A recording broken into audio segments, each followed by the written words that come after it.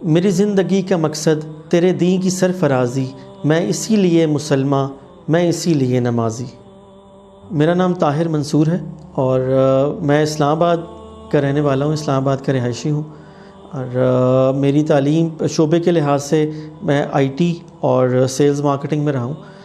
میری تعلیم ہے، میں نے MBA مارکیٹنگ میں کیا ہے اور اس کے ساتھ MS ٹیلی کام، اور اس کے علاوہ میں نے بہت سے IT اور سافٹ سکلز میں سرٹیفکیشنز کی ہیں۔ اور آج کل میں جو ہوں وہ ایز اے بزنس ٹرینر اور سافٹ سکلز کوچ کی حیثیت سے کارپوریٹ آرگنائزیشنز کو ٹریننگز دے رہا ہوں۔ میں پیدائشی قادیانی تھا، قادیانی جو اپنے آپ کو احمدی بھی کہتے ہیں۔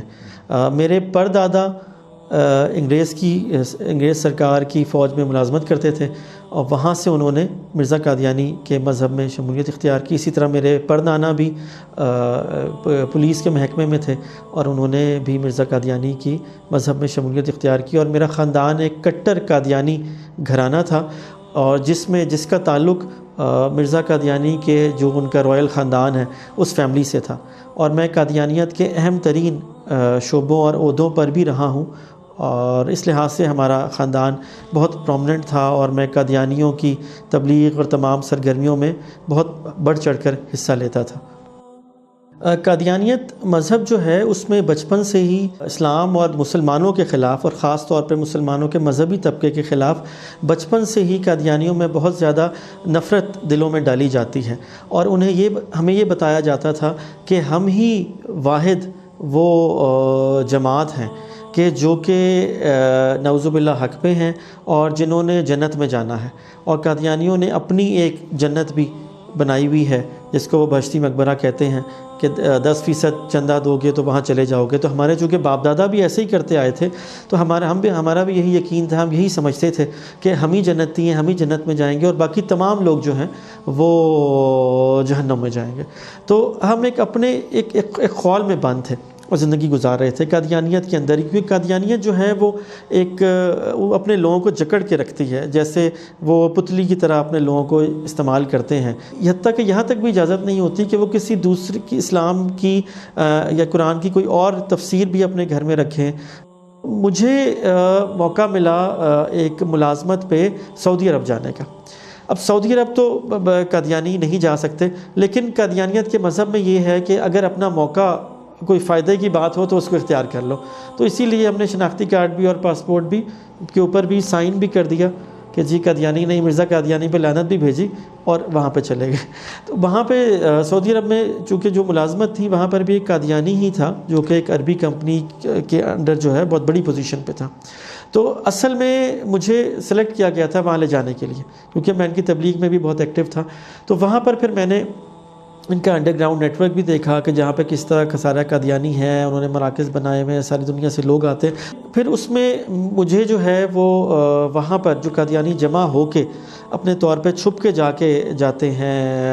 عمرے پہ یا حج کے موقع پہ، ساری دنیا سے آتے ہیں، تو مجھے وہاں پہ انہوں نے ان کا امیر مقرر کیا اور میں ان کا امیر تھا۔ بہرحال میں نے جب وہاں پر اتنے مسلمانوں کو دیکھا جو کہ انڈونیشیا سے تھے، عرب ممالک سے تھے، انڈیا سے تھے، افریقہ سے تھے، اور خاص طور پر میدان عرفات میں، تو مجھ سے رہا نہیں گیا۔ حقیقت یہ ہے کہ میں ننگے پیر میدان عرفات میں نکل گیا اور میرے آنکھوں سے آنسو روا تھے، اور میں نے اللہ تعالیٰ سے یہ دعا مانگی کہ کیسے ہو سکتا ہے کہ اتنی بڑی امت، اتنے مسلمان، یہ تمام لوگ اگر برے ہیں یا نعوذ باللہ جہنمی ہیں اور ہم ہی ٹھیک ہیں، تو کیا یہی اسلام ہے؟ وہاں سے ایک سوال میرے ذہن میں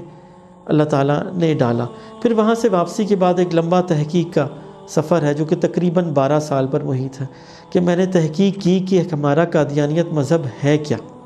2004 میں میری اور میری اپنی والدہ سے اس موضوع پہ بہت ڈسکشن ہوتی تھی اور ہم بڑی گھٹن فیل کرتے تھے۔ تو پھر ہم نے یہ فیصلہ کیا کہ ہم وہاں جاتے ہیں جہاں سے قادیانیت کا آغاز ہوا ہے۔ تو میں اور میری والدہ ہم 2004 میں ہم یہاں سے ہر سال 5 سے 10 ہزار قادیانی یہاں سے انڈیا جاتے ہیں، کیونکہ ان کا مرکز انڈیا ہے، اور تو ہم یہاں سے قادیانیوں کے ساتھ وہاں پہ انڈیا گئے، کیونکہ وہاں پہ دیکھا کہ وہاں پر دیکھ کے تو ہمارا بہت ہی ہمیں دھچکا لگا، کیونکہ جس مذہب کو ہم مانتے ہیں وہ تو شرک کی بنیاد تھا۔ وہاں پر مرزا قادیانی کے گھر، اس کی چیزیں، اس کو لوگ پوجنے کی طرح کرتے ہیں، وہاں پہ ہندو سکھ عیسائی بھی ہیں، تو اس میں قطعی طور پر نہ کوئی روحانیت تھی، نہ کوئی مذہب کا ایلیمنٹ تھا، اور صرف یہی سمجھ آیا کہ یہ صرف ایک اس کو انگلش میں کلٹ کہتے ہیں، یہ ایک کلٹ ہے جہاں لوگوں کو بند کر کے رکھا جاتا ہے اور یہ بس پیسے کمانے کا ذریعہ ہے۔ پھر اس کے بعد وہاں سے آ کے ہمیں یقین ہو گیا کہ یہ مذہب ٹھیک نہیں ہے، تو میں نے بڑا اسٹڈی کیا اور دیکھا آہستہ آہستہ، پھر یقین بھی آ گیا کہ یہ مذہب ٹھیک نہیں ہے، مگر ہدایت من جانب اللہ ہوتی ہے، اور ہدایت مانگی جائے تب ملتی ہے۔ پھر ہم اللہ تعالیٰ سے دعا کی گڑ گڑا کے کہ یا اللہ، اگر میں ہدایت پہ نہیں ہوں تو مجھے ہدایت نصیب کر، ہدایت کا نور نصیب کر۔ تو جس لمحہ میرے ذہن میں یہ بات آ گئی، اللہ تعالیٰ نے ڈالی کہ ہاں اب اسلام قبول کیا جائے، تو میں نے پھر ایک لمحہ بھی دیر نہیں کی، اور اس کے بعد میں نے الحمدللہ اسلام قبول کر لیا۔ اس کے بعد الحمدللہ 1 سال کے بعد 27 رمضان المبارک کو میری والدہ نے بھی بڑھاپے کی عمر میں الحمدللہ اسلام قبول کیا۔ جب میں نے اسلام قبول کیا، اس کے بعد میں نے سب سے پہلے اپنی اہلیہ کو بھی اسلام کی دعوت دی، لیکن انہوں نے ہر بات کرنے سے انکار کیا۔ تو چونکہ ان کا تعلق یہاں چناب نگر جو ربوہ ان کا مرکز ہے، اس کے ایک بہت کٹر گھرانے سے تھا، تو پھر یہ یہاں اسلام آباد سے میرے بیوی بچے جو ہیں، وہ ایک دن میں آفس میں تھا تو وہ گھر پہ نہیں تھے، میں نے بڑا لوکیٹ کیا، بڑا پتہ کیا، یہاں پر جماعت کے جو امیر تھے ان کے تمام رشتہ دار سے سب سے رابطہ کیا، تو ان سب نے یہ کہا کہ جی وہ ربوہ جو ان کا مرکز ہے چناب نگر میں، ہم نے ان کو وہاں پہنچا دیا ہے، تو آپ قادیانیت واپس آ جائیں، آپ توبہ کر لیں، کیونکہ آپ مرتد ہو گئے ہیں۔ تو ان کے بقول جو قادیانیت چھوڑتا ہے اور اسلام قبول کرتا ہے وہ مرتد ہوتا ہے، اور اس کی مخالفت کرنا، اس کا بائیکاٹ کرنا، اور اس کے ساتھ ہر قسم کا ظلم روا رکھنا بھی ان کے ہاں جائز ہے۔ تو میرے بچوں کو چناب نگر لے جایا گیا، تو میں اپنی بوڑھی والدہ کے ساتھ وہاں پر گیا۔ جب میں وہاں پر گیا تو وہاں پر انہوں نے مجھے کئی گھنٹے وہاں پر مجھے انہوں نے بند رکھا، تو وہاں پہ مجبوراً مجھے پولیس کو کال کرنا پڑا، پولیس آئی اور ریپڈ فورس آئی، انہوں نے بھی کہا کہ آپ ان کے ساتھ ہی بات کریں، تو مجھے اپنے بچوں سے بھی نہیں ملایا گیا، اور وہاں پر مجھے بھی انہوں نے کئی گھنٹے مجھے اور میری والدہ کو بند رکھا، اور یہ کہا کہ آپ جو ہیں یہاں سے زندہ نہیں جا سکتے، آپ اسلام چھوڑ دیں اور بچوں کو بھول جائیں۔ ہم نے